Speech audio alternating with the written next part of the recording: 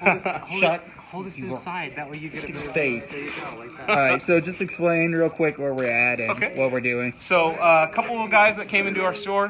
Names are This guy, Travis, Louise. and this basketball head, Louis. have decided that they are going to buy a box of the War of the Spark, newest set from Magic the Gathering. We know nothing about it. We're going to open these and we're going to value these cards. Very first pack that we ended up opening, they got 2 cards that are worth a pretty decent amount of money. Gideon Blackblade is a card that is worth at least $20 by himself, and then called a hollow foil version of a card that sees a decent amount of play. So he's worth some value too. Second pack they ended up opening, they pulled a regular version of the same guy. So let's set these aside. Oh, wow. Probably want to edit this because some of it will be boring.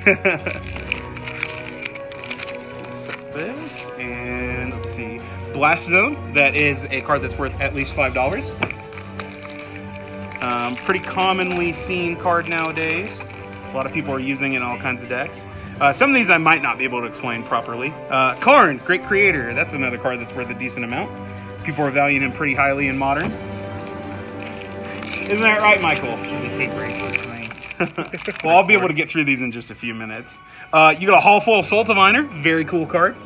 And Vivian, Champion of the Wilds. Sees a decent amount of play, not worth a whole lot of money.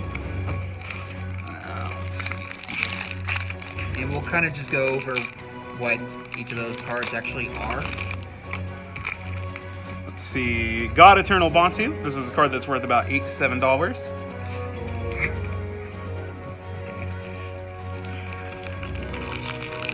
Louis, I'm gonna laugh if you try to do the same thing I just did. I'm just going for the colors. That's all I'm going for. What are you opening? I got these 2 so far. Ooh, God Eternal Kefnet. You just got another card that's worth a decent amount of money. Think about $9, $12 on him, give or take. Here, let me see what you flip through these. Massacre Girl. Card's not really worth money, but a lot of people like it. Bolas of Citadel, about a $5 card. Narset's Reversal. I don't know what that's worth, but I project it's going to go up in value. That's what we would call a dud card, Ravnica at War. Not necessarily a bad card, doesn't see any play in any kind of meta currently, though. Probably won't see any play in what they call Eternal formats, which are cards that have play sets, formats. I can't even talk. Formats that use cards from extended history of Magic. So Standard is like the last 7 sets, give or take. Modern is anything past the 8th edition set that came out. Legacy is every card that's ever been released with a list of cards that are banned from it. And then Vintage is you have to be a millionaire to play it. This is another example of a dud. Doesn't really see play in any format. These ones that you're opening right here. I like how the background on this, you got what looks like a Hello Kitty and a llama next to it. Let's see. Neheb Dreadhorde Champion. Another card, couple bucks, doesn't really see a lot of play. Domri, Anarch of Bolas, sees a decent amount of play, worth a few dollars at least. Commence the Endgame. That's another card that I believe personally is going to go up in value. Right now it's still not worth a whole lot, but a couple bucks. And the first 2 are just Yeah, so those are always going to be what they call a token, which is representative of some cards have a thing on them that says like put a token that's this into play, and those let you visually represent them instead of sitting like a quarter down or something. All right, Luis, come around. You record some of this. We have Roll Reversal. It's a card not worth a whole lot, but here's another one. Unfortunately, he does have to take care of some of the closing duties in the store.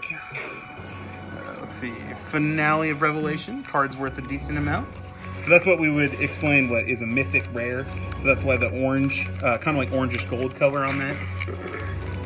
So hollow foils are ones that can be worth money, but that one, for example, is a common hollow foil. So it just looks fancy. See, that's my luck when I get these type of packages. Cool. Another Blast Zone with a $5 card. There might be a few uncommons in here that are worth money. It's kind of hard to tell, and there's 3 in every pack, so it would take a really long time to go through all of them.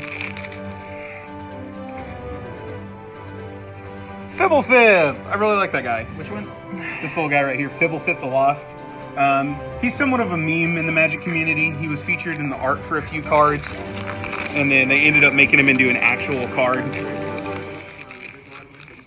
Living Twister, cool card, but not worth money, unfortunately. I feel like people that actually do this have actual cameras. Yeah, they probably do. So this is an example of one that is probably worth a little bit of money, like a couple bucks, because somebody will want this. Generally, holofoil cards are worth money because there's a format known as Commander, where you can use cards from the history of the entire game, but you're only allowed to use one copy of every card. So people will generally go out of their way to pay money for a holofoil version because they only have to worry about that one version of it.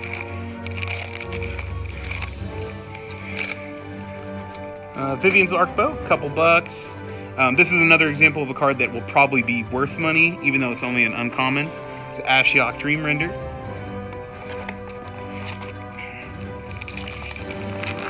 And we will do a full recap of this video after we get through the rest of them, because I want to open some. Dreadhorde Invasion. That's a card that's worth probably about $7-8, give or take. Okay, so these boxes, we retail them for $99.95, so after tax it's about $109.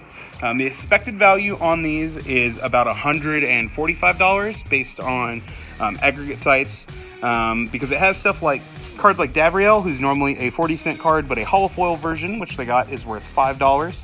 Holofoil lands are always worth a decent amount. Cards like Gonaturtle Bantu, which are about $5 to $7, and then we have cards like Ugin, same thing. And then we go all the way up to like Finale of Promise, $10, Karn, $10, Teferi, $13.